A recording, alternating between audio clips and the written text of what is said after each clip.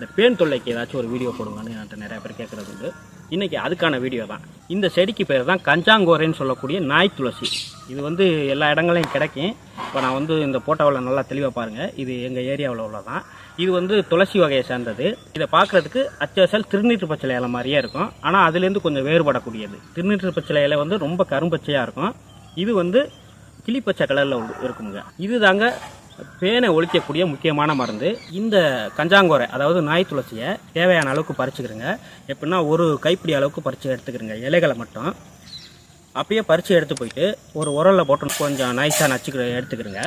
அதை எடுத்து 1 லிட்டர் தண்ணி விட்டுக்கிறங்க. 1 லிட்டர் தண்ணி விட்டு ஒரு அரை லிட்டராக வத்துற வரை நல்லா காய்ச்சுங்க. பாதி அளவுக்கு வத்திரணும். அதுலேருந்து 1 டம்ளர் அளவுக்கு காலை மாலை 2 வேளையும் சாப்பாட்டுக்கு அப்புறம் குடித்தாலும் சரி, சாப்பாட்டுக்கு முன்னாடி குடித்தாலும் சரி. பெரும்பாலும் சாப்பாட்டுக்கு முன்னாடி குடிங்க. அப்படி தொடர்ந்து ஒரு 3 நாளைக்கு குடிங்க. 4வது நாள் மறுபடியும் புது மருந்து பறித்து எடுத்துக்குவாங்க. ஆனால் அதே மருந்து வேண்டாம், அதில் உள்ள சத்தெல்லாம் போயிருக்கும். புது மருந்து பறித்து எடுத்துக்கு வந்து மறுபடியும் இடித்து கஷாயம் வச்சு குடிங்க. முதல் நாள் மட்டும் நல்லா பாதி அளவுக்கு ஊற்றணும். மறுநாள் 2 நாள் வந்து சுட வச்சுக்கிட்டா போதும் தேவையான அளவுக்கு. இப்போ நீங்கள் தொடர்ந்து ஒரு 6 நாள், அதாவது 2 தடவை இந்த கஷாயம் வைக்கிற மாதிரி இருக்கும். அல்லது ஒரு 15 நாள் ஒரு 5 தடவை கஷாயம் வைக்கிற மாதிரி இருக்கும். அதை நீங்கள் குடிச்சிட்டு வந்தீங்கன்னா இந்த பேனு ஃபுல்லாக வெளியாயிரும். உங்களுக்கு இப்போ ஒரு சந்தேகம் ஏற்படும், எப்படின்னா தலையில் உள்ள பேனை கஷாயம் குடித்து எப்படி விரட்ட முடியும்? இது ஒரு நோய் கிடையாது, இது ஒரு உயிரினம். இது வந்து எப்படி வெளியாகும்னு உங்களுக்கு ஒரு சந்தேகம் ஏற்படும். நாய் துளசியை பொறுத்தவரை இதுலேருந்து ஒரு வாசனை ஒன்று வரும். ஒரு வித்தியாசமான வாசனை, ஒரு அதை மோந்து பார்த்தா கொமட்டுற அளவுக்கு ஒரு வாசனை ஏற்படும். இந்த வாசனை வந்து நமக்கு மட்டும் இல்லை, சின்ன சின்ன பூச்சிகளுக்கும் ஒரு கொமட்டலை ஏற்படுத்தும். இது வந்து வியர்வை பெருக்கக்கூடிய ஒரு வகையான செடி. நம்ம உடம்புல வந்து வேர்வை கம்மியாயிடுச்சுன்னா இந்த செடி கஷாயத்தை குடித்தோம்னா வேர்வை அதிகமாகும். அந்த நாய் துளசியோட சத்துக்கள் வந்து உடம்புல வந்து ஃபுல்லாக ஏறினதுக்கப்புறம் அதுலேருந்து அதோட வாசனை வந்து வேர்வை வழியாக வெளியாக ஆரம்பிக்கும். இந்த வேர்வை படுற இடங்களில் பூரா உங்களுக்கு எந்த ஒட்டுண்ணியும் அண்டாதுங்க.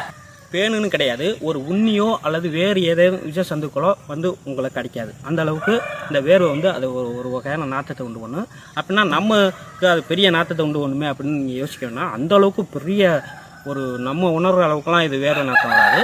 அந்த பூச்சி இனங்கள் கிட்டே வரும்போது ஓடிடும். அப்போ பேன் என்ன பண்ணும்னா, பேனை பொறுத்தவரை நல்லா தெரியும், தலையில் இருந்து அப்படியே வந்து தோலை கடிச்சு நம்ம உடம்புல உள்ள ரத்தத்தை உறிஞ்சி வாழக்கூடியதான் பேன்கள்.